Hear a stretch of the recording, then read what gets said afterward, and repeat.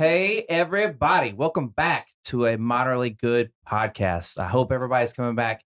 And shame on you if this is your first time listening. Go back and listen to the other ones. What are you doing? Before I get started and before I introduce my special guest, um, I just want to do a shout out to my guy that runs all my paparazzi and photos, Instagram cool shit, and then helps set up all the audio and video for this. He does all this for us. His name is Joe.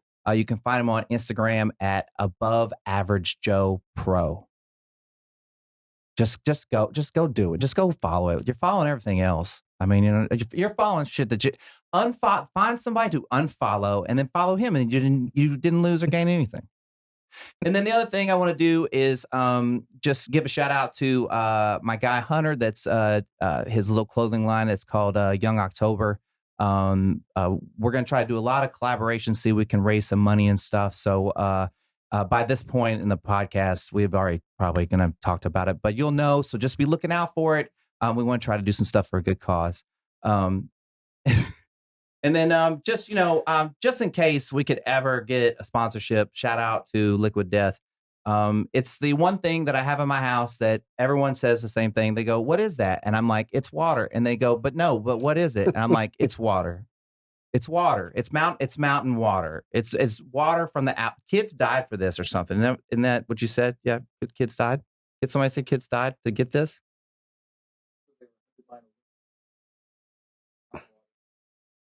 Sounds like a serious journey of some kind. Yeah, to track this water down. Yeah. So anyways, Liquid Death, I love it. It makes me look like I'm drinking something really super alcoholic, and it's just water.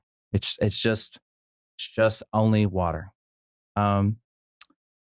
So we're in and we're here. This is probably my if you want to call like biggest get so far. You might have seen him as Captain America in most Marvel movies, or he played the Human Torch, which is strange. I don't know. Chris Evans. Yes. I mean, how can we get Chris Evans all the way to Austin? Pretty amazing. I used to get that. Yeah. But now I get Tim Tebow because my hairline's receding more. Good too. This is my really good friend, Chad. Chad, say hello. Hello. Happy to be here. Thank you for having me on. Dude, I mean, just us kind of just like hanging out and like warming up and stuff like that. I was like, oh, this is some good energy like going on here. You know what I mean? I was excited for this one because in my job, a lot of times I have to sit back and ask a lot of passive questions to learn about what I do. I'm a designer. And so part of what I do is just sit back and listen to people and kind of empathize with their problems and design new solutions. And so given the opportunity to kind of be on the other end of the mic for once was an exciting thing for me. So how many podcasts have you directed or like have y'all done so far? Oh, so let's back up and say where you work and what you do, just so people know. Yeah. So I work at a company called Modernist Studio. It was founded by myself and two other partners about 5 years ago. I'm the chief creative officer there, so I'm kind of in charge of all creative output that comes out of the studio. We're a design consultancy and strategy company, but I can kind of get into those details later because I know that design can be a little bit of a loaded term, and people usually go, "Well, what kind of design?" And I usually equate it to something like being in the medical profession. If I say I was a doctor, you'd say, "Well, are you a cardiologist? Are you an anesthesiologist?" And just like medicine, there's lots of different disciplines that are into design. I have a background in graphic design, kind of a practitioner of visual design and communication, but ultimately it just comes down to creating all really neat visions for our potential clients and customers, and then figuring out ways to turn that into the actual products and services that people interact with on a daily basis. And the output of those sometimes is software, sometimes is a product, sometimes is a service. So. Yeah. So in a nutshell, you know what you're doing, right? So So how many have you directed? Like how many of you you've been a part of where you're on? We'll just say for shits and giggles on my end. Sure. So podcast specifically, this is my first one, but to be on totally, and like to everything. Like you've never done a podcast before. No, never. Oh, yeah. Boom. First one. Virgin. Yeah. Podcast virgin. COVID brought around a lot of opportunities last year in our industry and many others to do a lot of things remotely and digitally. And so, yeah, you saw a lot of people recording Zoom sessions, and I've done one-on-one interviews, and we've done roundtable sessions to kind of share like thought leadership amongst our peers in the design community. But yeah, this is my first time to kind of do an official podcast. So thank you. Yeah, no, thank you. I mean, um, I kind of wanted to start off with, and so, I don't know what I'm going to do when I don't know people. Like once I've like gone through all my friends, but like right now, I'm just gonna, I'm gonna ride this. So like, you were a college athlete, right? Yes, I played 1 year of college sports. But I mean, but you like, okay, so you were an athlete in high school, Yes. right? And then you played college sports for at least 1 year, right? Yes. Yes. You played soccer, correct? Yes. Okay, Correct. right. And like you were also, and your major in school was what? So my major in school was graphic design with a minor in advertising. Okay, so um, I always wanted to be like an athlete, like you know what I mean. And God was just like, well, well, I'll give you a lot of cool tattoos. I mean, you don't get everything. So uh, I feel like that is two different groups of people, Sure. right? Sure.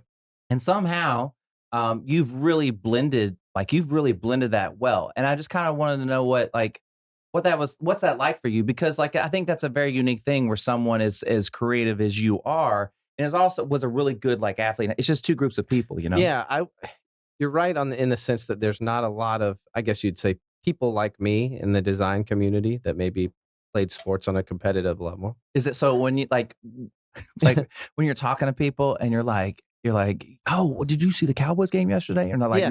they're like, no, I was watching esports. Yeah, so I mean, definitely, or they're maybe more into engineering or taking something apart and putting it back together, which I respect just as much. It's just like sometimes I have to work a little bit to shed my sort of bro-like persona. So are you I saying like you're a nerd at heart? Is that what you're trying to say? Like, I think I'm both. I no, but love. I feel you. Yeah, I really feel that. You know what I mean? Because like, uh, I act and do the things I do, but I really love sport. I mean, I like a lot of things. sure. You know what I mean? And I don't know if I really fit into some category. You know what I mean? Well, I think when I think back to like how you and I first met, and I think about why our relationship as friends works so well, I think it's because you and I are both curious people. Yeah. And so, me as a designer, I'm a curious person. I don't hear something and expect that's right or wrong. I look for it and go, that's interesting. I want to learn more about that, or I want to understand that more. And I think you come from a similar place with that. Yeah. And kind of going back to your earlier question about me playing sports, I give a lot of credit to my parents in my younger years to understand that they saw that I was excelling in certain areas academically and falling behind in others. Sports was just something that came natural to me. I love being an athlete. I love working hard. I love competing. Was never the best at a specific sport, but I was a great athlete. Worked really hard. So You were Tim I Tebow. was in shape. I was never the strongest, but I was never the slowest. And I was like, I was just fit kind of right in the middle. You could plug me in no matter what, and kind of no matter what the sport. But I knew it wasn't going to be a long-term career path for me. And my parents, I think around probably early high school age, realized that I was excelling in areas where I could communicate through art and design. And they allowed me to explore that even more. And I give a lot of credit to them for saying, explore that path and see where it goes. Mm-hmm. I run into a lot of people who are afraid to pursue the arts Mhm. because they don't know how they can make money at it as a career. But, you know, me growing up in the time period that I did, a certain aspect of luck is involved. The internet is only 30 years old as of like this week.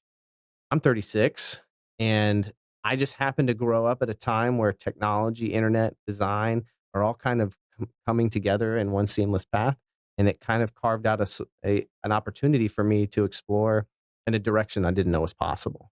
And so, yeah, I wouldn't know how to make money at traditional fine art, painting, drawing. There are people that do that, and that it's amazing. I'm not the best at that, but I am really good at taking a broad set of things and ideas from people that are kind of just talked about in the ether and turning it into something that we can actually have a discussion around and we can react to and figure out how to like point the direction of a company in that way.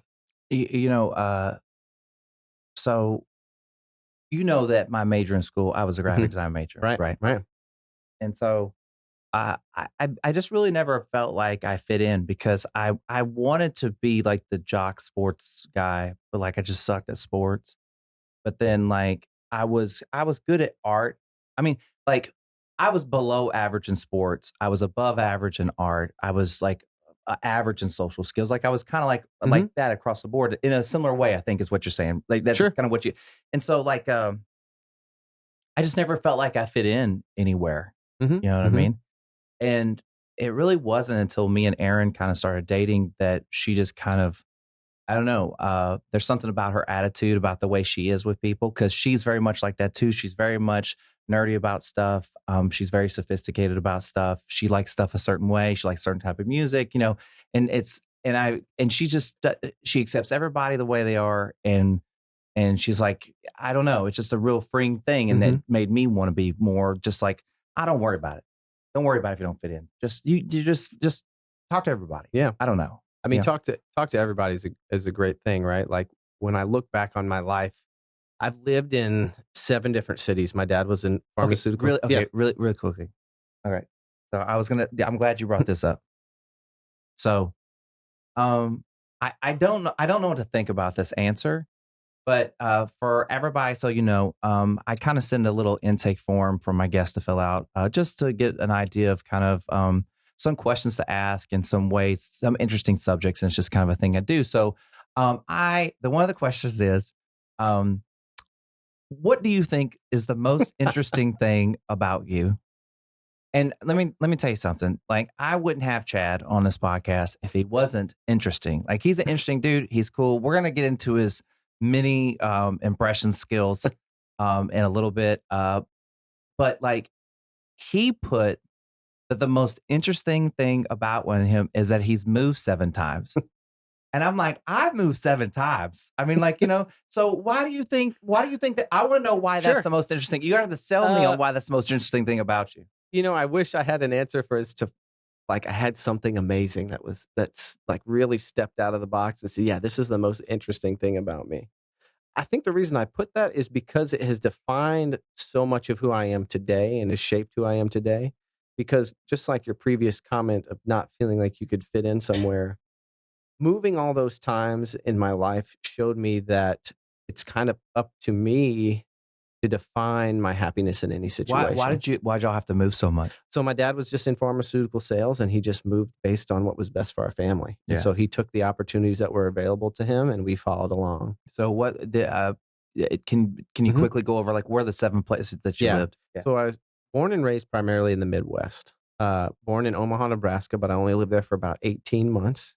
Lived in Springfield, Missouri, St. Louis, Missouri, Columbus, Ohio, moved to Dallas, Texas, left Dallas to go to Savannah for college, came back to Dallas, and then moved to Austin. So I don't know if that's exactly 7, but like So when you moved from the Midwest to Dallas, how old were you that at that I time? was just getting ready to start high school.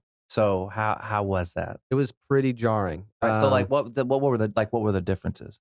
Well, so I went to a private Catholic school in Columbus, Ohio, and small group of students. Yeah, it was a religious based school, but I wouldn't say that I'm over religious in any way. Just because you look like Tim Tebow? Yeah, no, to be honest, like, well, that's another discussion, right, about religion, but I don't let that define me at all. If anything, it just sort of shaped how my beliefs are about people and everything else. But I went to, I was getting ready to start high school with probably what would have been a couple hundred students at a private school. And then I moved to Texas and I joined at the time what was a 5A school going into a freshman class of like, I think 700 or 800 people.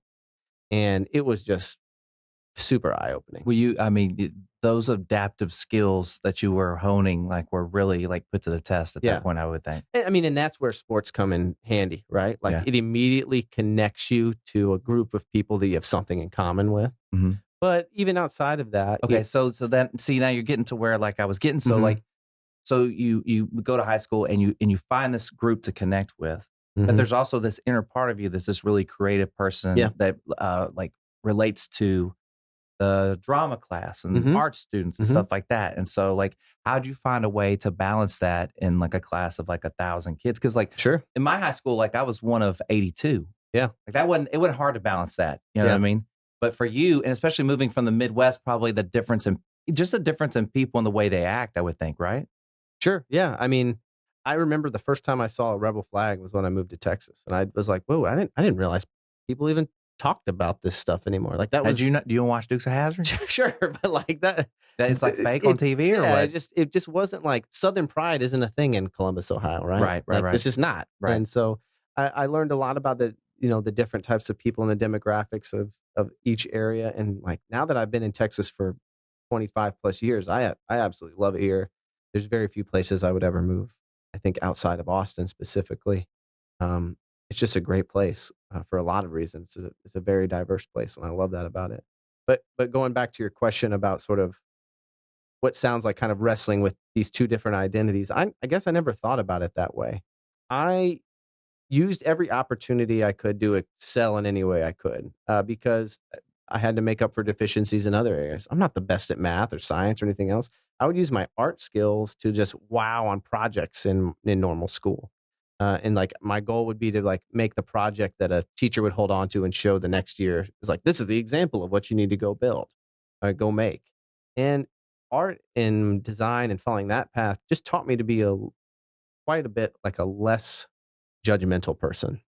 It's weird, right? Mhm, Because like sports is really it's a in it's not in a bad way. It's just a lot of judgment. mhm, There's a lot of judgment there, and then you know you go over to art class and it's like, oh, everything's wonderful. You know what I mean? Like it's just a whole different like feeling, yeah, and like you know, yeah, it's a weird thing. So okay, you don't have to answer this sure. question, but I mean, I just think it won't. I don't think it matters. It'll be interesting.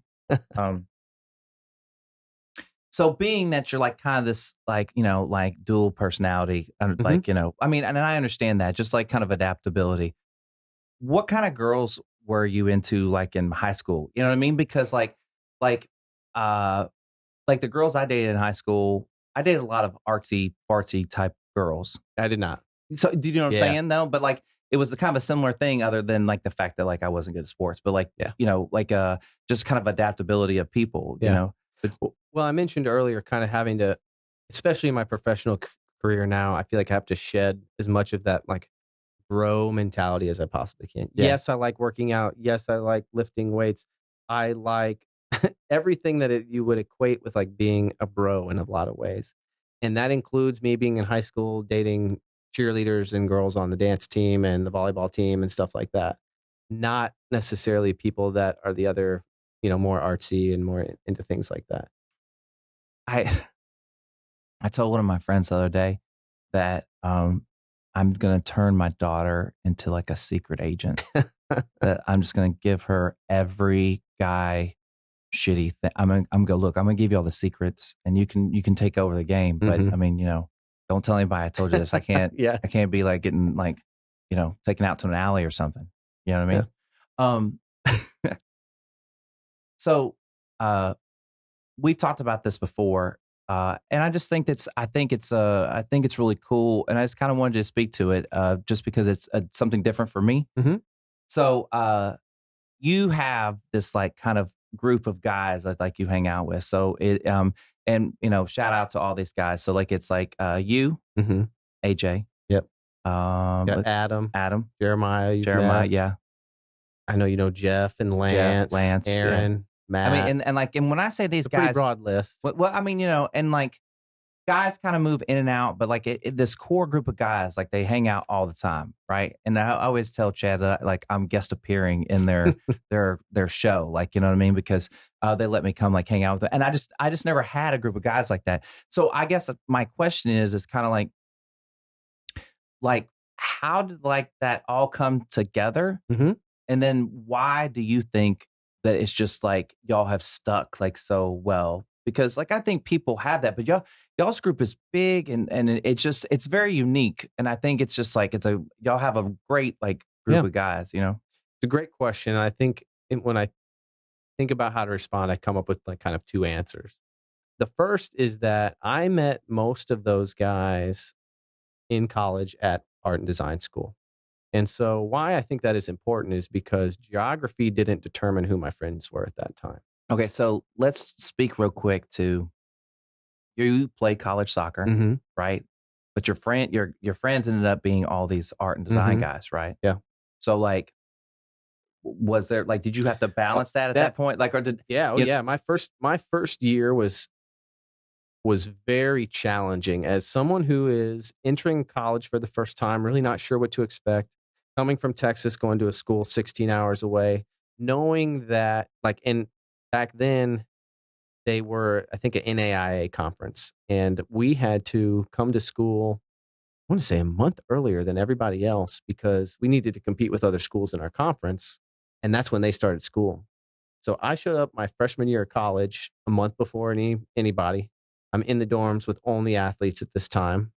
And I really wrestled with the time commitment that it was to be a student athlete. That, to be honest, is the hardest part. I remember at one point, I was going to go on an 11-day road trip to play games up in the Northeast, up in Baltimore and in Maryland and Rhode Island and a couple other places, Atlantic City, I think. And they told me that I was going to miss my first couple days of class because of this. And I didn't know how to comprehend that as a college freshman, being like, wait a minute, the whole reason I'm here, right, is for school, but I got to miss my first few days of and and class. and and you're and like not to I'm not trying to be dismissive, Yeah. but like you're just playing soccer, so it's like not No, one of the yeah. major sports like football, No, like definitely not. And I'm at a design school. Keep that in mind. This is not a Division I school. Like, right. yeah. So it's a whole nother. And like part of the reason I walked away after my freshman year was because I I realized that it was sort of a path for me to nowhere, other than the fact that I just enjoyed it. If I had went to college primarily to play sports, knowing that was the end goal, thinking that there might be a career beyond just amateur sports in college, maybe I would have played longer. But at after my freshman year, I realized the time commitment that it took, and the amount that I had to jockey, kind of being both a student athlete and focusing on my schoolwork. It just wasn't working for me. I think that that is a really great point that you make, that basically you say like I can't do both. Yeah, Right. I can't do both these things. And I need to make the best decision for me, like moving forward, even though I want to keep both and I would love to do this. yeah, This is the path I should take. And I think that there's just a lot of those through life that you have to like there's decisions like that you have to make, right? yeah. I question if I made the right decision sometimes because I realized that I Yeah, probably could have me too. gotten. Because if you were like a famous soccer player and I was your Yeah, friend, right. like I'd be like, hey, ole, ole, ole. But like, we'd be Yeah, partying. I'd be doing my podcast in yeah. Europe right now I or don't something. I don't think when you're young and playing sports, you realize that eventually it will end. I don't think you realize that. I wouldn't know. I And sucked. and for me, I just assumed that even though I had been playing for 16 years in a row, every freaking day, fall, summer, spring, whatever, it didn't matter. I just didn't think that me making that decision at that time meant that it was technically over. But I did remember at that time thinking, this seems silly to pursue something knowing that the road to this is more or less a hobby. I will not be a professional soccer player coming from SCAD, the Savannah College of Art and Design. Maybe if I was playing at IU or North Carolina or one of these top programs, I'd have a chance at going somewhere special and doing something, maybe, playing at an amateur level or something. But I knew that this was my opportunity to focus on the thing that I went to school for, which was design, Yeah. and trying to figure out how I could turn that into a career. That was my responsibility at that point. Well, and I think that would you say that choosing that path and then what led you to your friend you have now, that is your true self. Like that's Yeah. really Oh, that's really as much as you love sport. It's like it's one thing to love sports and be able to play sports to a yeah. higher level, but it's another thing to make a group of lifelong friends that Hmm. no matter what, if you played sports or not, Yeah. like they would always kind of be there. Because I mean, these y'all guys are tight. It's Yeah. really cool how tight y'all are. So so you meet those guys there. I'm glad you brought me back to this Yeah, question because we went it's so fine. far off the No, turnpike no, no, there. no. I was But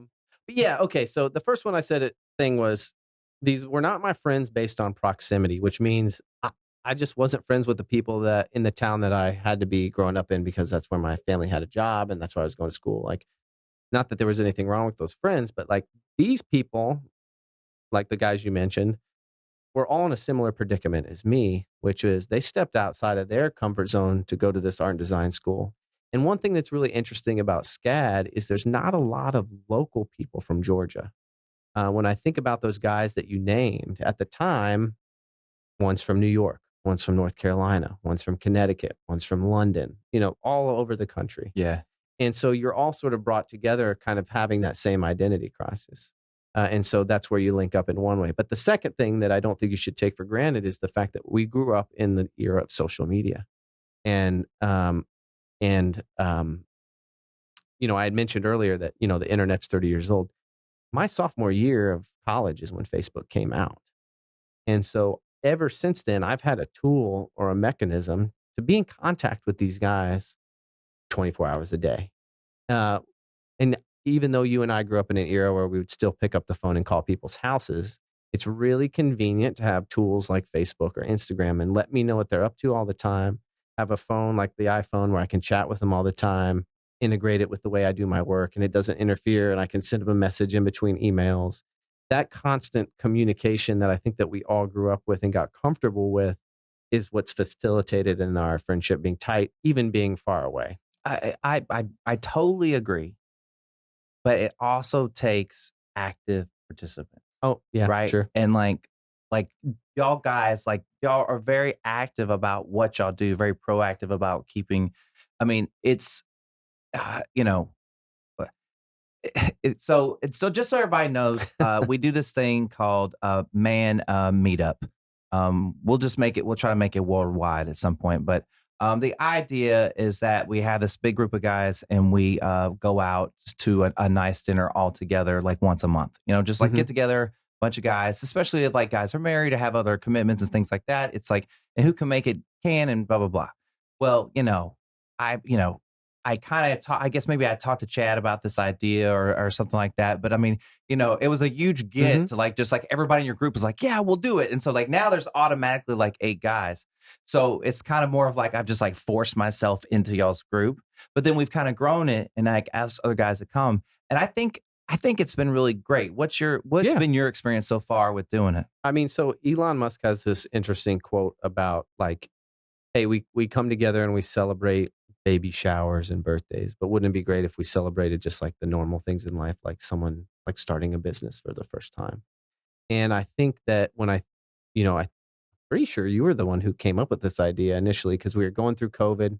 I have a bunch of dumb ideas. We're in the middle of the pandemic. Nobody's seen anybody other than like through text message or maybe a video chat. And, we're just starting to loosen the regulations in the city of Austin a bit and like, hey, let's get together. Let's have a dinner and just kind of celebrate the fact that we can get together and talk about what we've been up to. And I think just having those moments to kind of get together as like a group of people and talk about what you're working on and it not being a competitive environment and just kind of sharing what you're talking about is super important. You know what I'd really like, if I really had my choice, what I'd like to do is, but like, you kind of don't realize how much it sucks at the same time. Is it like we have like those, when you go like comedy shows, you have to put your phone into like a case, Sure, yeah. right? But then like, if we need directions anywhere or like a Uber or anything, like you can't, like you're really limited. Like it's like you're back in 1980, right? And we had gone to see Joe. Who did we go see? Was it Chappelle and Rogan? No. It was Tom Segura. Were we waited outside long time, or did I go with Norm? Were you there when Norm we didn't have our cell phones? Anyways, so we went to a comedy show. We had to lock up our phones, and then we realized, oh fuck, like Norm isn't with us. Like, how's he going to find us? You know what I mean? But it would be cool to like just bag up all the phones, just like carry a backpack in them, and then we just have to like talk to each other. But the great part about your group is, for the most part, when y'all are all together, nobody's on their phone. And that's what I've noticed about the group. You know what I mean? Oh, I mean, that's interesting to hear. Well, yeah. I mean, but like,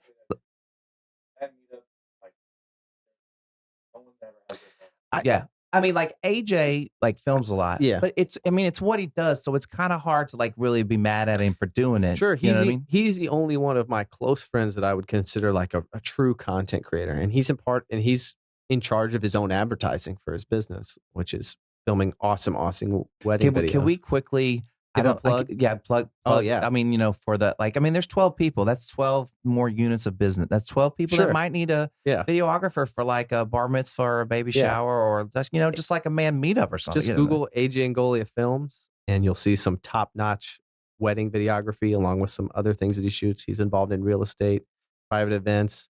He's super charismatic, so he is. Well, you know what that's his skill. He can get anybody to come out of their show. That was what I was going to say. Like the great thing about him is I feel like that he can make anybody like smile and laugh. Like, I mean, he just has like so much charisma that he just like his energy he puts out there. Like he's really good at like, and that's, I mean, perfect for weddings. I mean, that's what you want when a guy comes to film your wedding, right? I think a lot of times people think that it's about the person capturing the event.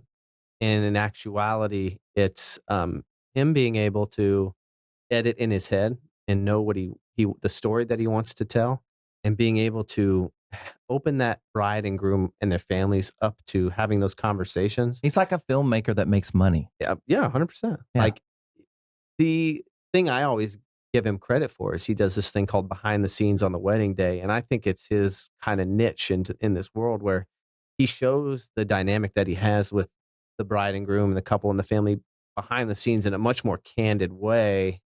So much to the fact that it's like they're cursing and doing all kinds of crazy stuff. But that's when you're comfortable around someone. It's family. Yeah, when you're comfortable around somebody, that's your true self. And like if you can bring that out on your wedding day and get that filmed, you can't ask for a better video than that. Yeah. Do you do a good like Godfather? Do you like that? Can you do like that? No. No, not No. like that. That's family. All I think about is Robin Hood Men in Tights. Yeah. Where he says, I will take these cotton balls from my mouth and place them gently in my pockets. You know, somebody like, look, somebody told me that you're pretty good at impressions. I don't think I'm good at impressions, but I'm gonna tell you this. So, the person that told me was Aaron. Okay. And I know that y'all, this is just like the third time y'all met, and so I think maybe she overheard me talking about it, or she wanted to write some impressions for you. Okay. Are you? I'll give it a shot. We'll see what we can do. Yeah. So they're in the helmet here. Okay. Yeah. So here, I just reach in. You grab. Well, you know what? You go. I'll do like You be the art director here. I'll be the director here. I put them in like right there. All right.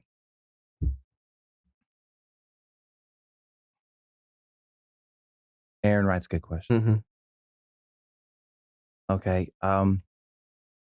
For those of you that don't watch Lord of the Rings, I guess just wait. I don't know. Or you've been living under a rock. Oh, yeah. I mean, just like, you know, there's memes, there's the internet, there's YouTube. Just look it up. Okay. So Schmeagol, what's the other thing?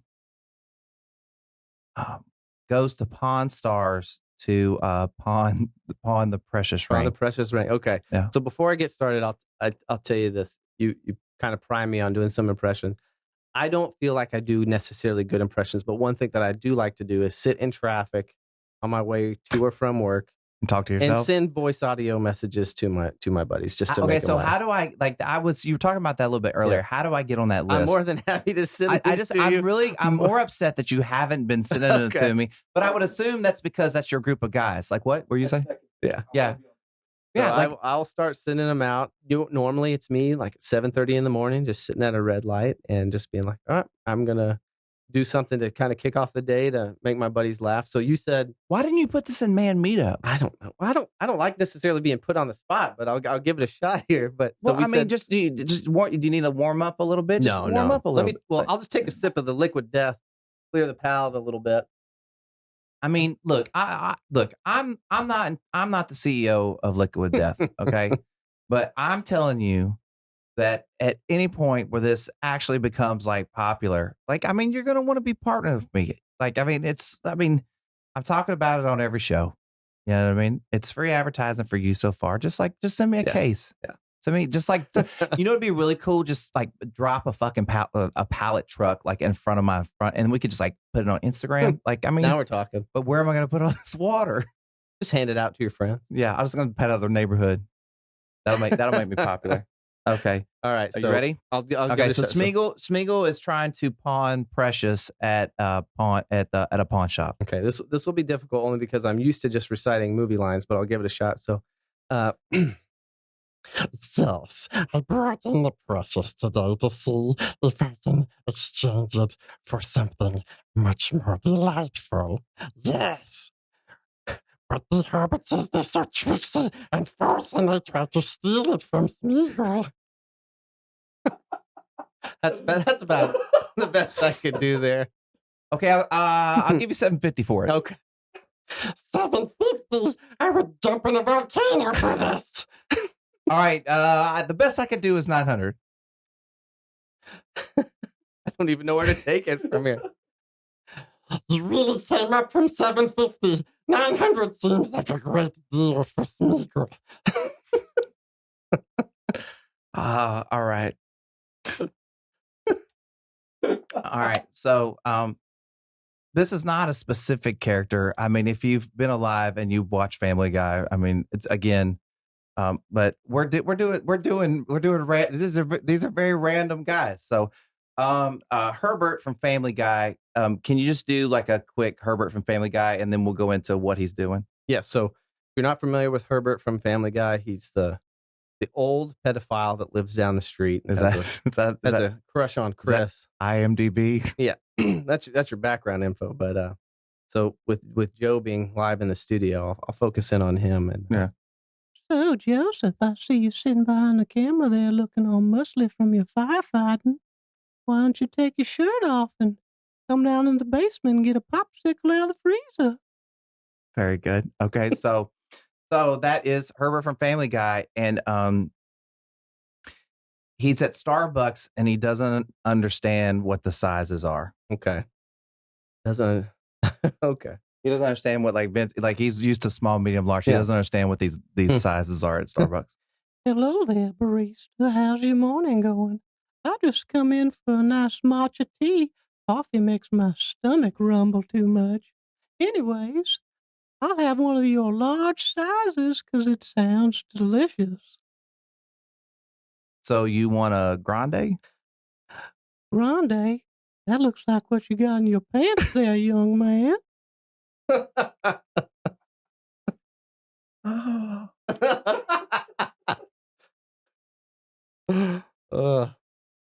I'm doing my best to improv here. This is fantastic. All right. So, and look, Mm-hmm. don't preface this thing. Just do it. Don't preface Don't it give with any background. Well, no, you can give it background, but like, I like this impression. So just don't, because you're Don't kind of overthink it. like, I don't do it very well. I Yeah. don't care if you do it well. Okay. It's fucking hilarious. So, Luke Bryan, he's in his first threesome. Hey, y'all, I'm Luke Bryan. Looks like you guys are taking your clothes off. I'm not sure where I fit into this equation, but my jeans are looking pretty tight right now. Right. And then for a bonus, Luke Bryan smokes weed for the first time. Luke Bryan smokes weed. For some reason, I just want to start everything off with, Well, hey, y'all, I'm Luke Bryan. Because Tonight I smoked weed for the first time, and I think I'll call my mom and tell her how it went. Was pretty psychedelic, man. it's a terrible Luke Bryan impression. and he's like, I'm gonna write a song. Corn makes rain makes corn. Corn makes whiskey. Weed makes me write songs. Feel a little frisky. My memories of Luke Bryan are just like looking for good country music on the radio here, being stuck with Bobby Bones, and just hearing this promo over and over. Hey, y'all, I'm Luke Bryan.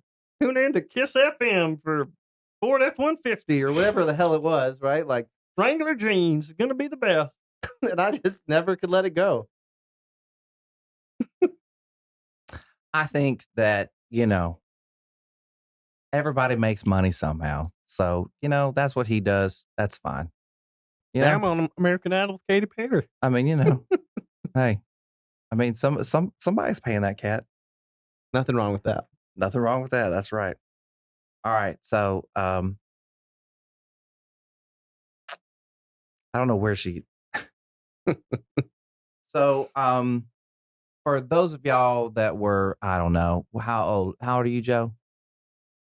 Are you familiar with, are you, oh, Happy birthday, Joe. no, it was like 4 or 5 months ago. I know. Do you know how old you are?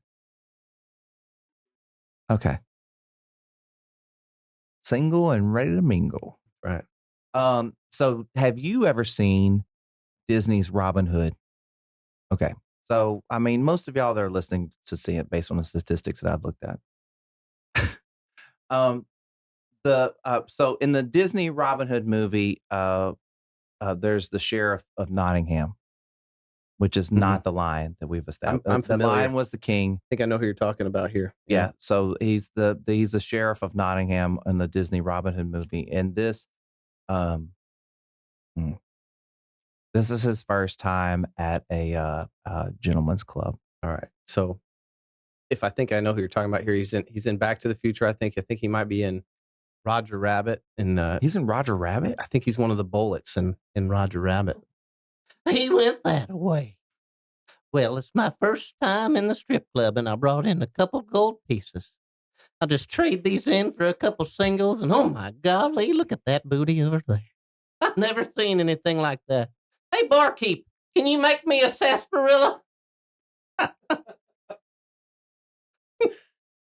the best I got for you, Scotty. That was good. Oh man. Yeah, so I wouldn't say I like doing that stuff just to entertain my friends, make them laugh. I wouldn't say I'm any good at necessarily. I just like telling stories. It's not so much about impersonations. It's just a good way to add color to a good story. Sure. Yeah. I mean, yeah.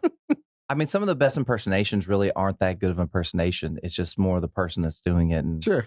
it's like when Alec Baldwin does Donald Trump. Mhm. You know what I mean? Like, it's just like it can be over the top, but it's just the impersonation. Just like it.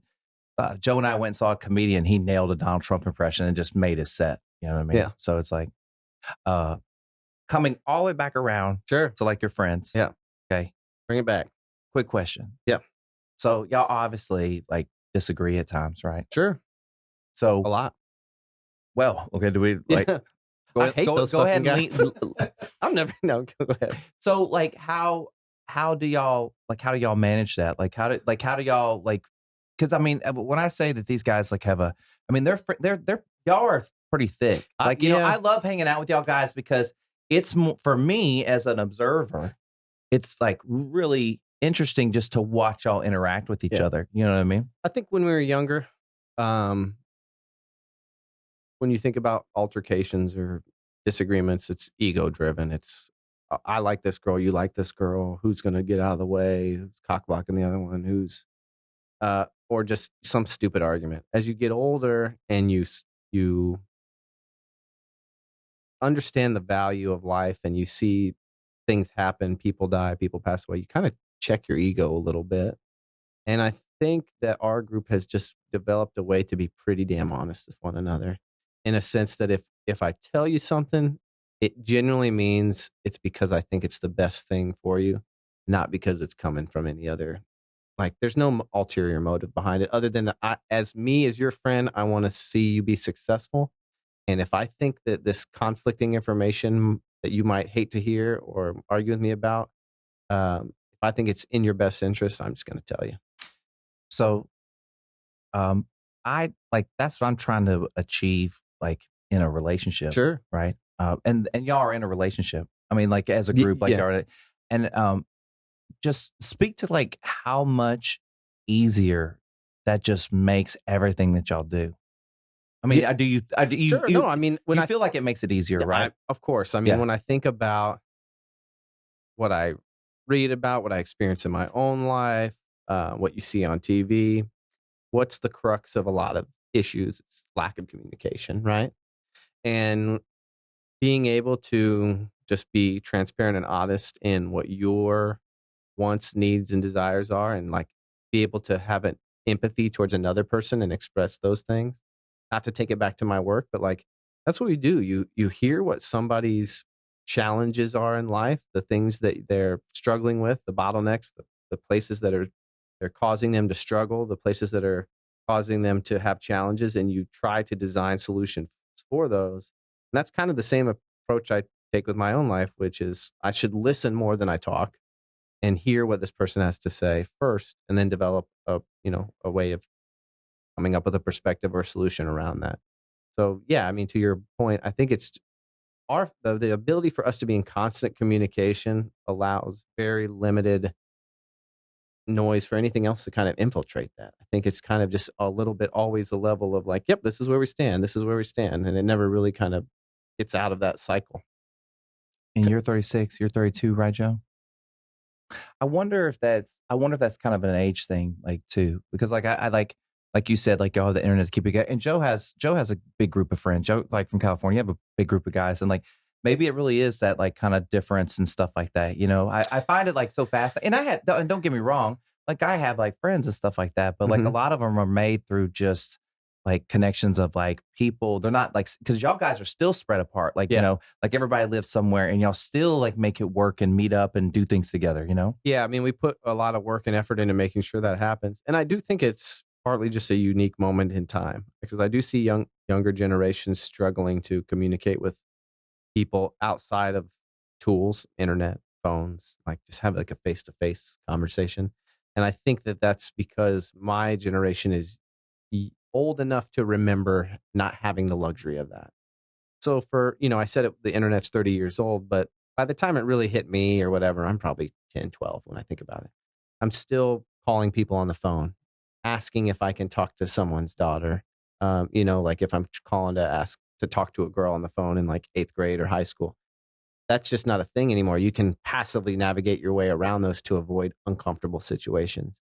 And I think uncomfortable situations is what allows you to change and be a better human, because you learn so much from those things, those failures and challenges. I would say, and I think that we're saying the same thing. It's like, and I actually just thought about this yesterday.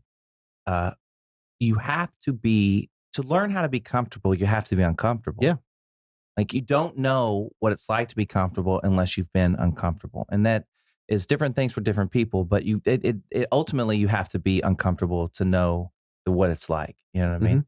And I think enough people don't push to be uncomfortable, in starting like the podcast. I mean, I don't want to say it was uncomfortable, but I was like, kind of like, it's unfamiliar. Yeah. I'm like, what am I doing? And then when I just kind of let go of any expectation of it, I was just, just to see where it goes. And I'm at home. So if like Aaron needs me, like, but I get to do something really cool. I get to have communication with people. Yeah. So like, why not? You learn from your failures. And that's, again, bringing it back to my work. That's an iterative design process. You fail, you learn from it, you write it down, you understand where you can improve on that, and you change direction. And it's not surprising that as humans, we want to take the easy path, right? Like that's why the elliptical was invented in the gym. It's supposed to be comfortable and not work hard, but you might not see your body change. If you want to see change, you got to put yourself through these kind of dramatic things. And, when you asked earlier on, why did I say moving 7 times is the most interesting thing? It's not necessarily that's the most interesting, but it's been the most impactful on my life. It's those moments of forced change and forced uncomfortability where I have to reinvent myself, understand my surroundings, where I stand, that have defined who I am now. So I would say that's probably what makes you such a good communicator, and B, good at your job, because your whole job is communication, right? So like without those things. Okay, so you prove your point. It's the most interesting thing about you. Well, no, I mean, I thank you for saying that, but I also suck at other things, and like that's something. Well, everybody sucks at something. I just excelled. I know that you think you're Captain America, but like, no. I just excelled at being able to visually communicate things, make sense of a lot of different things and noise and ideas, and turn it into something that people can react I would to. disagree, and I'll tell you why. You don't play sports and not know how to verbally communicate. That's a lot of sports is verbal, especially soccer. True. Yeah, I mean, I'm a big believer of teams. Yeah, like no individual is better than a group of people. So would you say that soccer is your favorite sport? What's your favorite sport? Oh yeah, I mean, more than football. Yeah, I mean, I love watching football. I I get why people don't like watching soccer. I understand. It's a slower. Let me tell you different why. game. Let me tell you why I don't like watching Mhm. soccer. Because you never know when it's gonna fucking end. Fair enough. Yeah. Like, and they don't give you any indication why or how much time's left. They go, there's just this added Yeah. time, Yes. and you just keep watching. It's like Well- that's the way that's their moneymaker. They're Yeah. like, well, how can we make people just keep fucking watching and never turn it off? Well, we'll just not tell them when it ends. Yeah. Well, so it's something that you're seeing in other sports, like you're seeing in the NBA, like where they're penalizing flopping really heavily. That's not something that's done in soccer. In a lot of ways, that is rewarded because it's a way to control the flow of the game. In a lot of ways, that's what soccer's about. Well, it's like fighting in hockey Yeah. or throwing Right. baseballs at people. So all that extra injury time or bonus time at the end of the game, usually that's because some team is strategically doing things to slow the pace down, try to do something to manipulate the clock so that they can have a little bit of an advantage. Really quickly, you've listened to Matt's podcast, right? Matt. Matt. Oh, Sakai? yes. The one that was on. Okay, Yeah. so just really quickly, first thing that you think of, where should we add steroids? What sports should we add steroids to? 'Cause I know you had to have an idea. Sure. When I heard you guys talking about performance enhancing drugs in general, it's an interesting topic that I think has almost been covered at large. I think the funny thing about it is I think it's prevalent in every sport. I think we work really hard to pretend like it's not. And anytime that there's an incentive, money or whatever, I can't blame anybody for trying to do what it takes to be the best of the best. Sucks that that's the way it is, but I don't think that. So you're going to put it in girls' gymnastics? Is that what you're saying? I think you can put it whatever you want.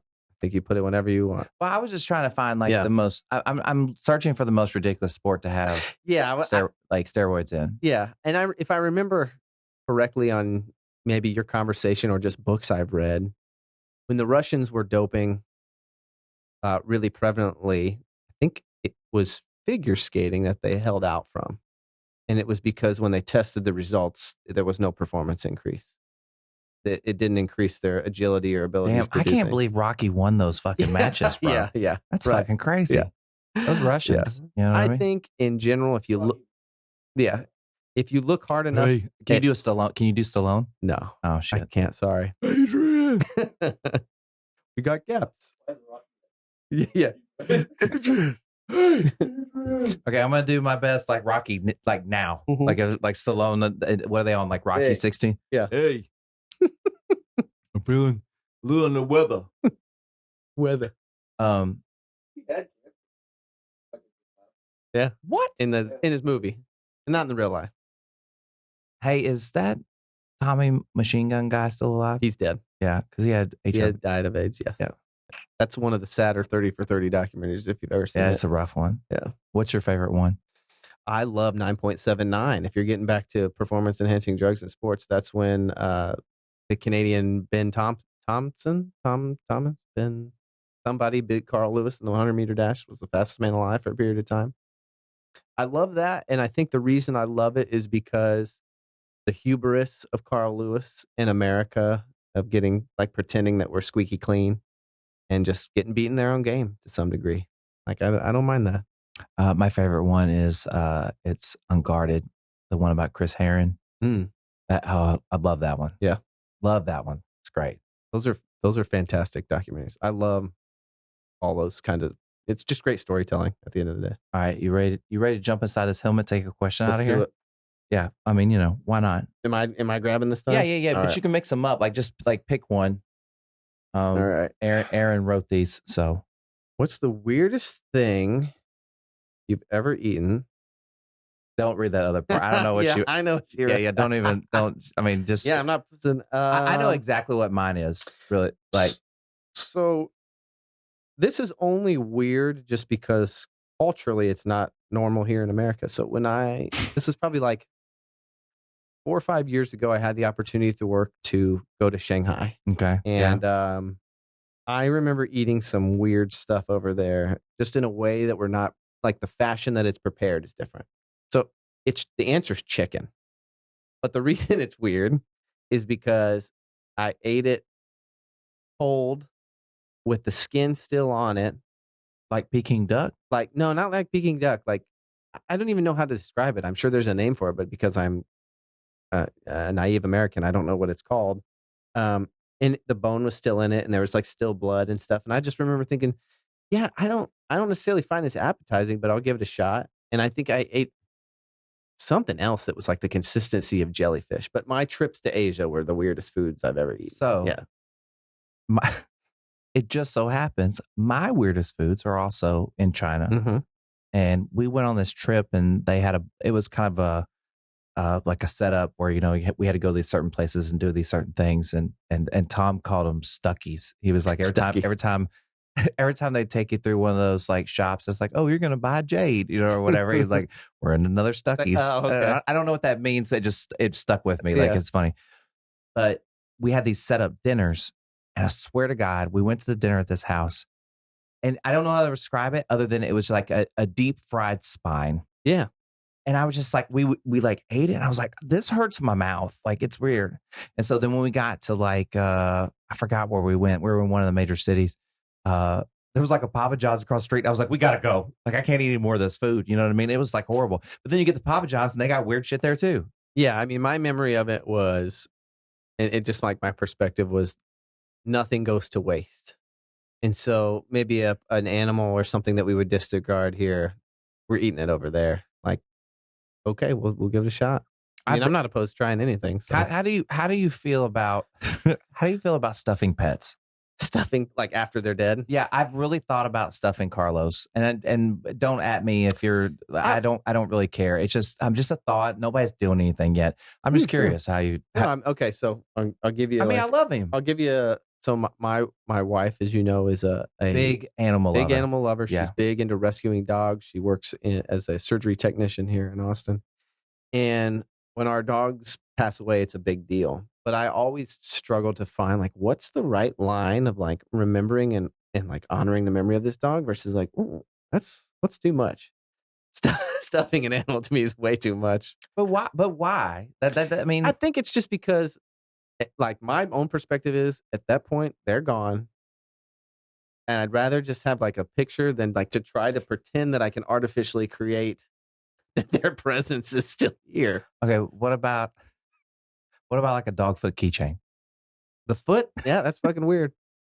The nose print, that's okay. The paw print, you can do that. You want a keychain with their ashes in it, maybe turn it into jewelry. I'm okay with that. I just like I and just for the record, like I'm probably not gonna do it. Yeah. But just the thought of just like, I don't know. He's been really special in my life. You know what I mean? And like, so okay, let me back out of my answer though. Let me just throw it to you like this. Okay. Yeah. There are plenty of people that stuff animals that they kill with guns. Totally.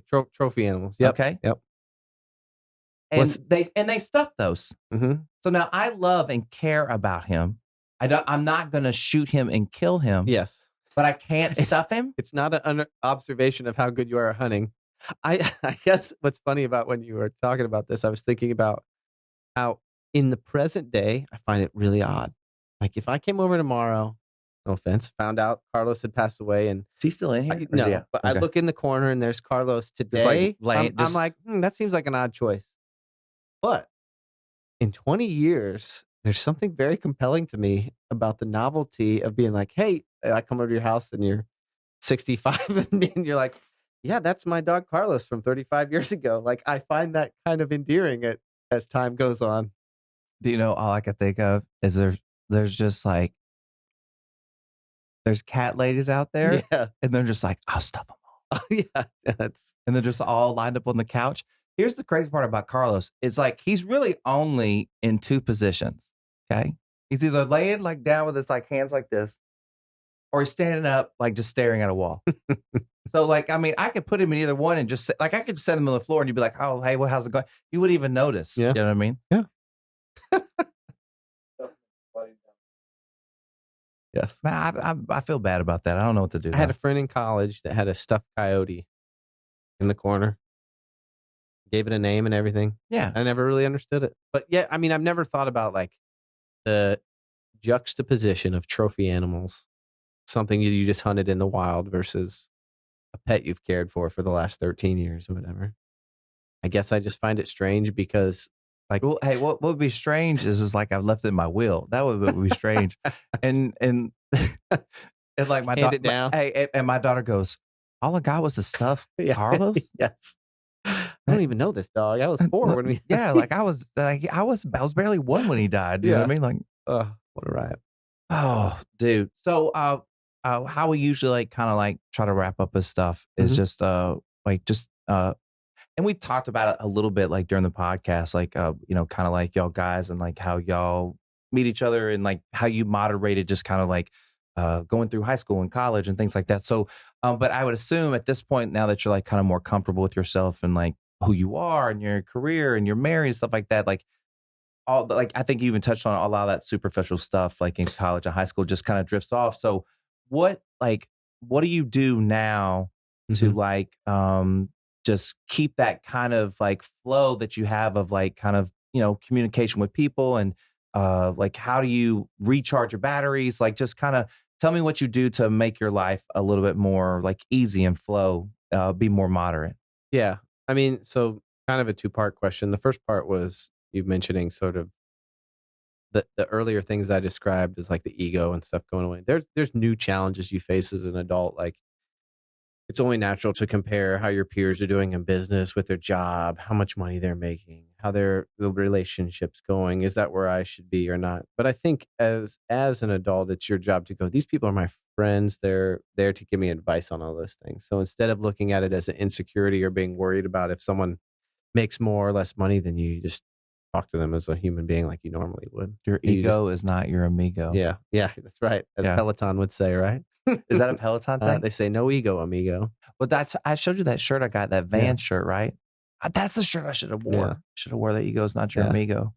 And I mean, the second part of your question about kind of like how do we keep up with it? I think it just takes work like anything else. You got to, like any relationship, even if it's friendships, you got to work at it. And I'll give you an example. A couple of my buddies, Adam and Lance, they're really big into gaming.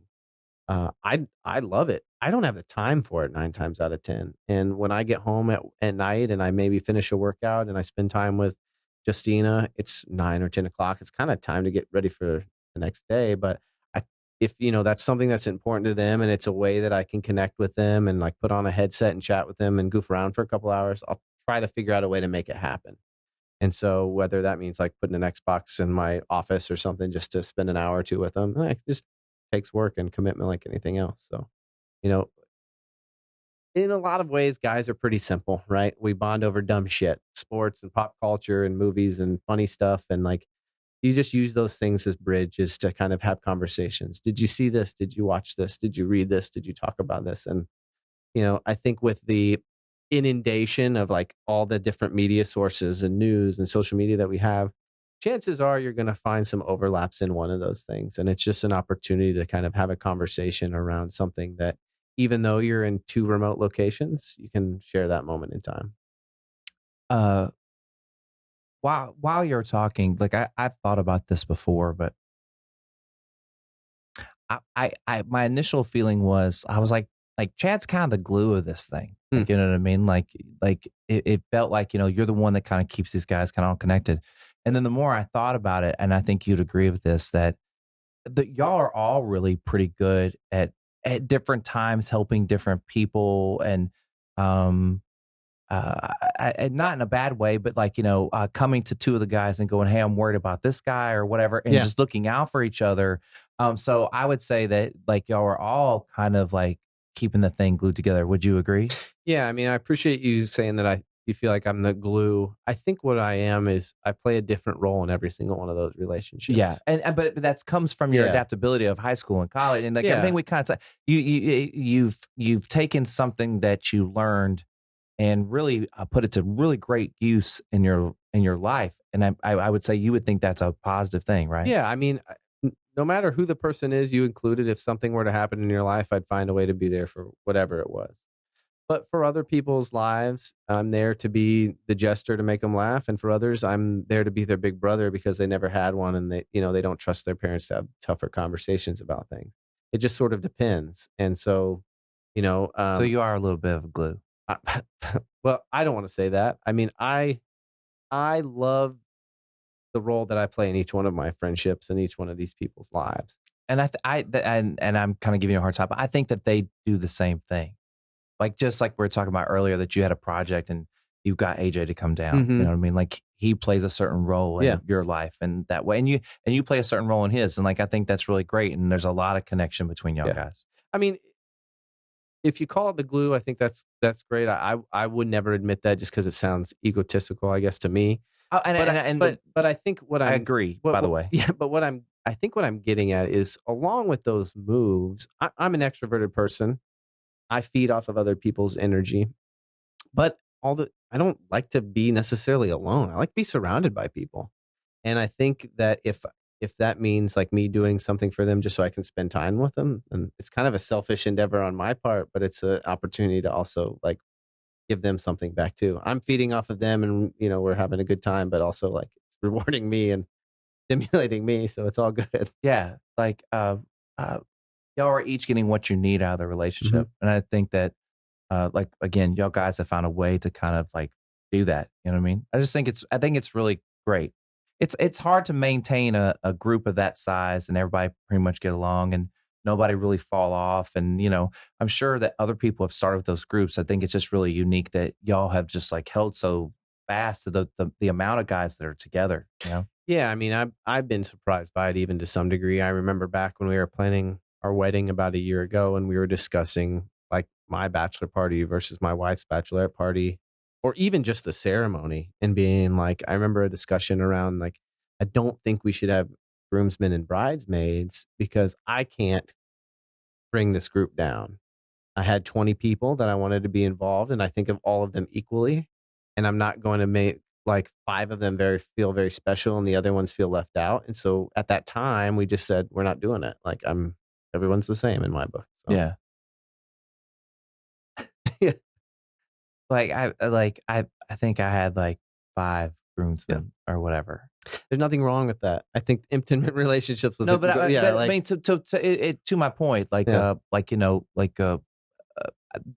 that's kind of like how I am, and that's kind of how you are. You know what I mean? Well, And it makes sense. Like you're saying 5 versus my 20.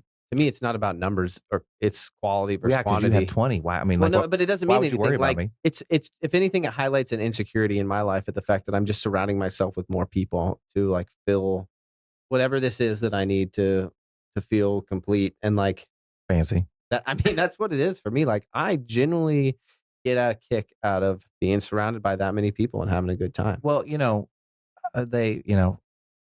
religious people would say, like, the best gifts are the things you do for others. That's when you feel the happiest. You know what I mean? And that's kind of like with the podcast, like, and like, bringing you over, like, I mean, you did, it was off the record, but you did say like that was a pretty good host. You're a great host. I mean, but that's the idea. Yeah. Is that you come over and you be part of our household and my family, and that, there's, that human connection, and you know what I mean? Yeah. Like, I will say too, like, I give a lot of credit, and I'll say names. I know you know them, and the people listening won't, but like Adam and AJ, who you've met, who I'm really close with, like, they have defined the friendships and the way they work in a sense, because they were the first to kind of check their egos, and the first to be like vulnerable as a male and show like when they're sad, show when they're happy. Like, for most guys, that's like a taboo thing.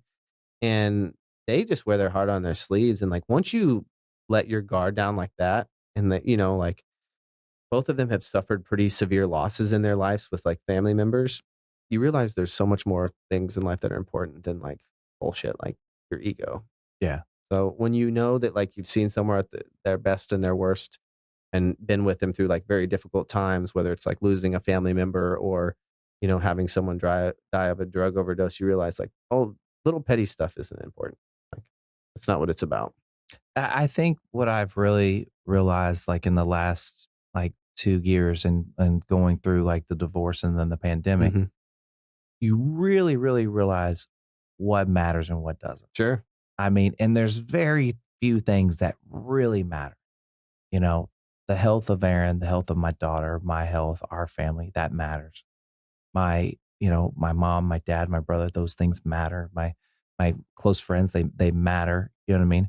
But then all the little small things that happen on a day-to-day basis that we get all bent out of shape about and stuff like that, none of that stuff Yeah. matters. Well, Like, no, I mean, like, like think about how many times, like, I don't know, somebody is like honked at you or shot the finger. Like, you Sure. have no idea who those people are. But in those moments, you're like, oh, fuck you. And like, it just doesn't even matter. Just move on. It's fine, you Yeah. know? Well, I think about you and I's relationship, and whether I or don't know not why I did that. Mike. whether or not we should get into it or not. Like, when I think about the stuff that you have been through since we first met, and like we're still close friends. Like, it doesn't.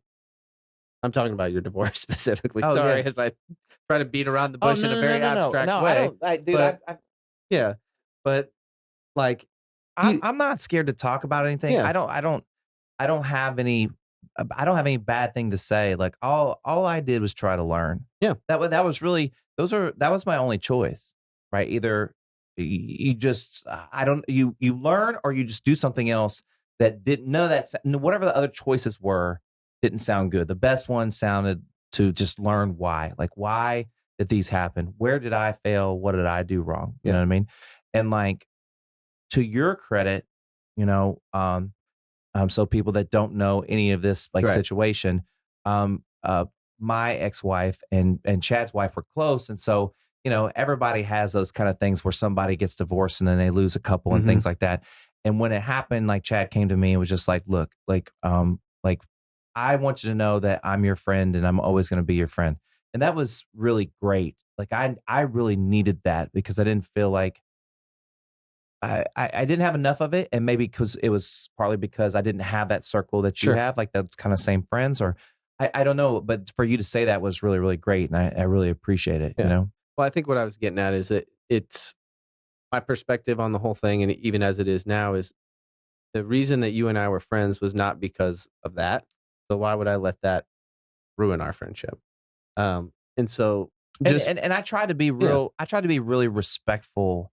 I try to be respectful of you and like, that, and being respectful of your wife, and you know what I mean? Cause like, I know how complicated things can be, and I don't want anything to be complicated for anybody. Sure.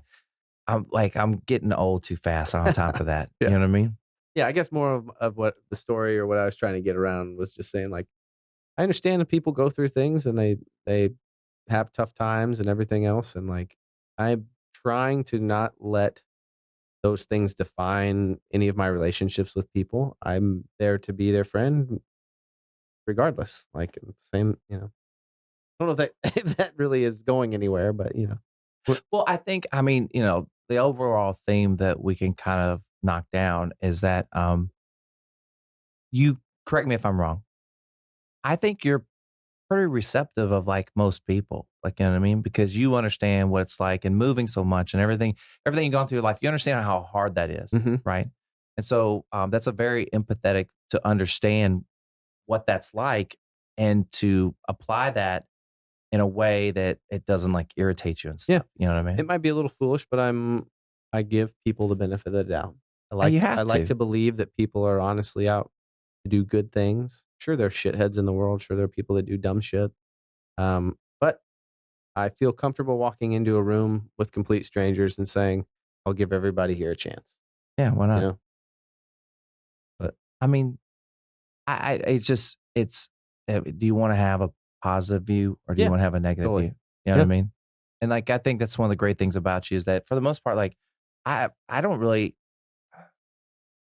know if I've ever really even seen you kind of mad.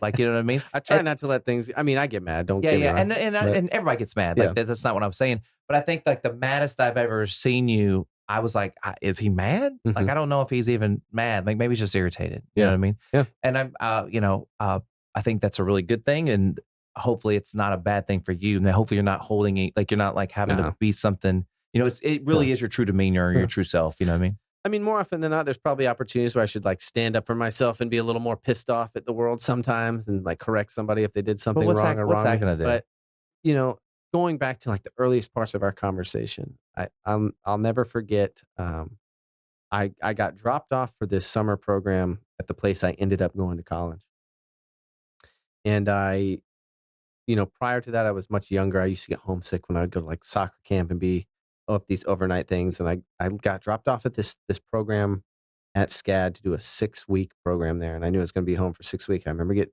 dropped off in that dorm room, sitting there and being like, man, it's kind of up to me right now to decide if I'm going to be happy or I'm going to be miserable. And I remember just walking out that door and be like, okay, my goal is to meet a bunch of people and like pave the way for myself and be happy, or I'm going to sit in my room and be freaking miserable and wish I was at home.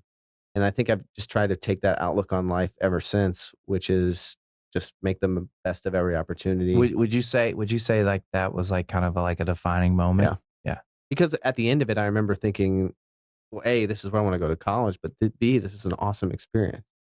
And had I done what I had done before when I was younger and like been like 10 years old and call my parents and be like, I want to come home from soccer camp, I'm homesick, like you miss out.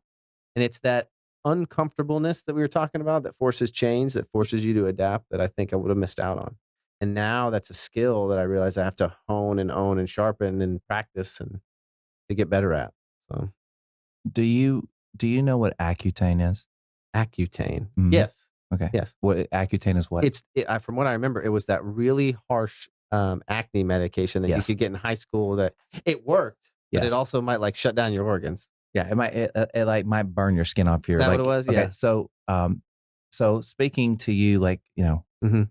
let me tell you how like my that athletic experience. I didn't go. I didn't play college sports, but in high school, we went to like UT football camp, right? Like as high schoolers, Mhm. right? And I was so excited to go, but I had all this acne, right? And so they put me on Accutane, Mhm. right? And two things that'll really mess you up on when you're taking Accutane is dehydration Mhm. and sun. And heat. Yeah. And just like the sun on your skin, right? I'm already having a visual.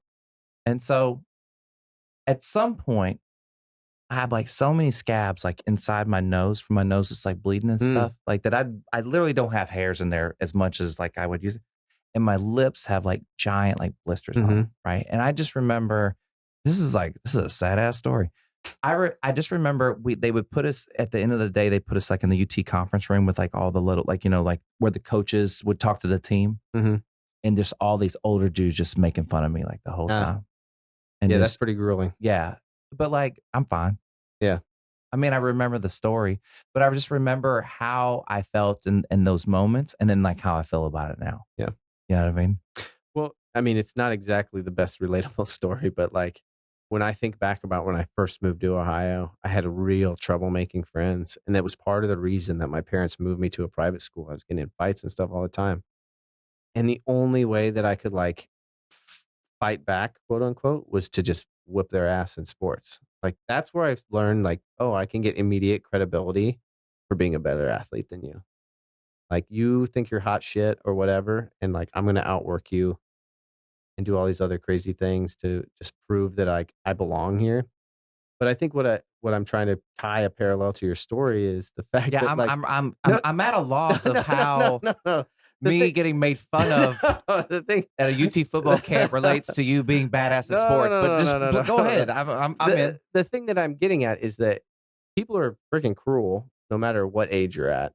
And like even as adults, we see it all the time. They pick on people, they single people out, they target people out. And like you're once again kind of in charge of like how you process this information and what you do with it. And I think, me knowing you, I think one of the reasons that you like comedy and stuff like that is because you've channeled that into a way to like cope with it to some degree and like make people laugh and be in a room with people and like own the conversation and own the room a little bit and have a good time. And for me, it was athletics that was sort of like the balancing thing for me. The weird part about it is that I always like kind of felt these things inside, but my ego was so fragile. I could never get in front of people because I was just so afraid of what would happen. And somewhere like through the last like 2 years and everything that's happened, it's just like I totally lost my ego. You know what I mean? And like I have it at times like anybody else and things like that. But just like, that like again, what matters and what doesn't, and then realizing like where I should put my energy, where I shouldn't, and what I should let bother me and what I shouldn't. And that like, if Joe's having like a bad day, I don't take it personal. It doesn't have to be about me all the time. You know what I mean? And once I figured that out, the idea of like getting on stage or, doing stand up or like doing the podcast, stuff like that became way more comfortable, Yeah. I think what I was trying to get at with that story is like when I think about conversations I've had either with my wife or my peers and like people I work with, they'll always say, "Man, you worry too much. You're too anxious." And like I think back to like that Mike Tyson quote about how like fear is his greatest motivator.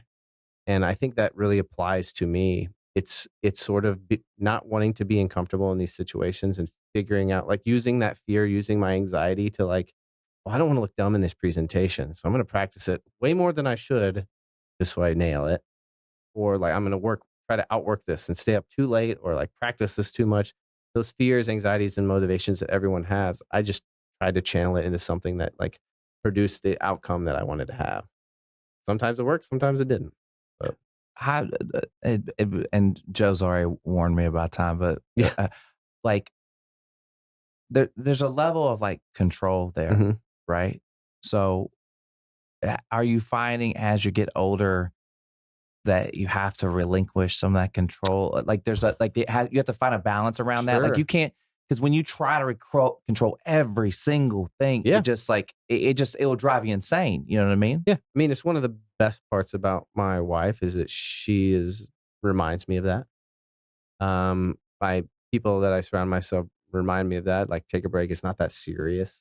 You don't need to get hung up on this because I can go from like, level 0 to level 10 really quick because I'm like, oh shit, I got to figure this out right now. But also it's just because, how I've grown in business and realizing that I literally can't touch everything. I have to depend on other people and like surround myself with a good team. And so trusting other people in things and say that I think you will do good at this, or I can give this part away and not worry about like eating myself up inside on how I can control the whole thing. It's hard for me because I'm a pretty obsessive compulsive person. I get my hair cut once a week. I'm like halfway going bald, so I'm like fighting that off all the time. That's why my clothes are like this. Everything about me is super obsessive compulsive and all about control and routine. And so for me to like stray outside of that, I'm always envious of people that like can show up to things 15 minutes late. Wow. That's a fucking superpower because I can't help but be 30 minutes early. Like even before I arrived here today, I'm sitting down the street in the car because I'm not going to be late. Like that's just how I am. I'm wired that way. And I think that is like super respectful, but I'll die at 80. No. That's not what I was going to say. What I was going to say is it doesn't matter. And this is why it doesn't matter, I'd love because to have yin and yang friends in that way. but I mean, you could have shown up like 15 minutes late and I wouldn't have worried about it like too much. You know what I mean? Like, I the only thing I'd have worried about is like, is he okay? Because Sure. I know you're always 30 minutes early. Yeah. You know what I mean? Yeah. But like, like in the grand scheme of things, like, have you ever been late before? Man, I don't know. maybe once. Like maybe. I mean, what once. happened? Did the Yeah. world end? No, I mean, like Nothing happened, no, right? I just I think I can remember this because I didn't think about it till you asked. But like I remember, like being young, first job out of school, probably went out drinking like on a Thursday night and showed up late for work on Friday and just like panicked. But yeah, you're right. Nothing happened. But yeah, I mean, I think in a lot of ways we're just talking about finding a good balance. I'm just hardwired a certain way, and I'm very envious of people that can kind of just be like, yeah, we'll get there when we get there. We'll do the, Well, like, I I'll love tell you, that. I'll tell you this, and Joe could probably speak to this, like, and you might even know this. Like, I really do like to be on time, and Mhm. especially for like work and like things like that. But like, I realized that that's always my mode. Like, I'm Mhm. always going to be on time. So if I am ever late or something happens or it just doesn't work, it doesn't. That's not who I am. I'm the guy that's usually on time. So if I'm late a few times, it doesn't. It's not going to kill my reputation. Doesn't change anything about me. It's not worth like stressing about. You know what I mean? Mhm. Like, because even though you can manage and control it, like, do you realize that it does cause stress? Like, Yeah. you have to recognize like that, like it is stressful. But you know that. And we talked about that kind of like through meditation of Mhm. why, you know what I mean? Like meditation's hard to do because it's like, especially if you're a controlling person, you're like, well, it's not doing the thing it's Yeah, supposed to be doing. Yeah. That's the whole point Mhm. is that it's supposed to let your brain not do anything. Yeah. Right. And so like, it's kind of a, I don't know, like it's a real trusting process. Yeah. You know what I mean? And to go like, hey, I'm just gonna be late and it's not gonna matter. Yeah. You know what I mean? It's funny because as we've been talking about this and that we've been talking about ego and letting things go, I'm realizing that there's still plenty of things that I need to like iron out and let go. I think, but and that, like, I think yeah, that like, that is the most important thing. Like I say this at nauseum, like and like, but I really like this is just my favorite. It's like Eminem at the end of 8 Mile, where he's like basically like turns it all around. yeah, he's like, yeah, here's all the crappy stuff about me. Tell these people something they don't know. Once you go, once you recognize what you're bad at, what you're good at, and you go, the things I'm good at, I'm gonna recognize that I'm gonna be good at them. Right? Like I it's okay for me to be not be braggadocious, but be like, hey, I'm good at this. And the stuff I'm bad at, go just, you know, instead of something go, you just go, I'm not very good at this. I want to be better, but I'm just not very good. And it's okay. You don't have to pretend to be good or not do it. Just do it. You know what I mean? Like it's like doing stand-up or doing the podcast. The more podcasts that I do, the easier this gets. sure. You know what I mean? It's an iterative process, just like life. You have to do things. You know, like you could probably speak to this. You learned a lot of stuff in school, but where you really learned was probably in repetitions of your first job. And, and I think that's the same for a lot of people. You know what I mean? And so, you know, I don't know. Yeah, no, life teaches you a lot. And, you know, I've been lucky and fortunate to have people that have encouraged me along the way in the places that they saw me excel before I noticed I could. And, you know, the rest is sort of on me, right? Like figure out along the way. So, I mean, it's your life, right? Yeah. You know what I mean? Like you should do the things you want to do. You're not going to, in the grand scheme of things, you're not going to be here very long. Right. And B, you don't know if tomorrow's the day. So, you know, like be late tomorrow. It's not going to matter. Yeah. Right. You know what I mean? I'll try to remind myself that at some point. Do you know? Okay. So I'm going to wrap it up, but I just want to say one of my favorite things that Howard Stern does is he goes, you've said it all. You've said it all. That's, I mean, you know, but did we miss anything? Was there anything that you thought we should have talked about? You know, it's interesting. I think one can only imagine the reasons why they're asked to do a podcast and what you're going to talk about. And I think that we talked about some stuff that I thought would come up, and we took it in directions that I thought would never be touched in a sense. And yeah, it was here just I am. Cool, that's cool what, and organic. That's and what I do. I loved it. Yeah. Yeah. It's awesome. Well, it's just like I find people interesting. And it's really weird when I do the questionnaire for the podcast. I'm sure people look at the questions and they go, I just don't really understand like why he's asking these questions. But to me, the questions that I ask speak a lot about that person. And I'm trying to get to know you. Yeah. You know what I mean? And so, you know, like you're an interesting, you know, 7-town moving guy. Thank you. I mean, you know, maybe there's something more interesting now that but I think I think I said this before. You're correct. Like that is an interesting thing. But the interesting thing about you is probably more your adaptability, your view on life, and how you learned that and where it came from.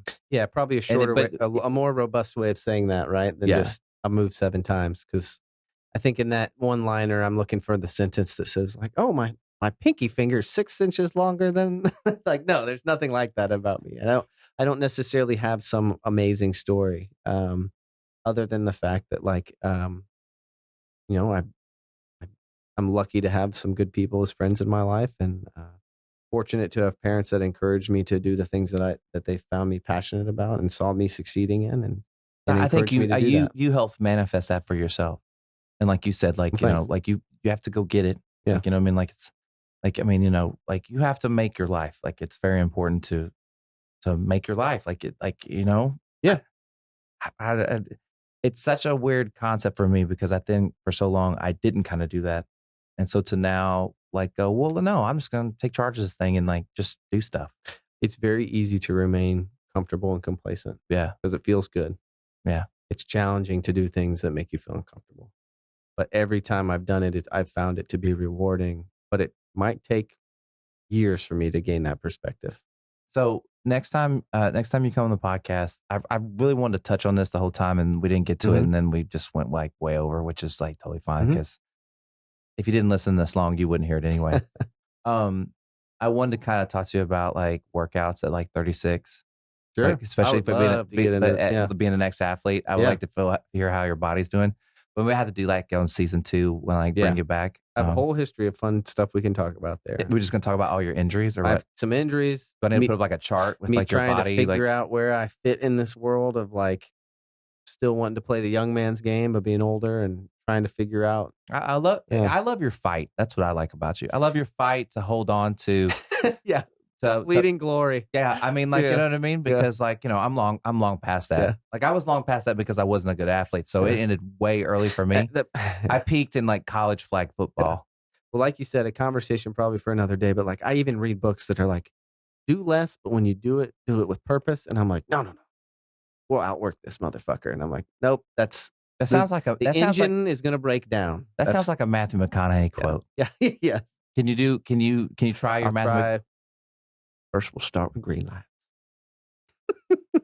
This is a bumper sticker. Bumper sticker. First, you got to look forward to look backwards in life. No, but what did you just? What did I say? I said, what did I say?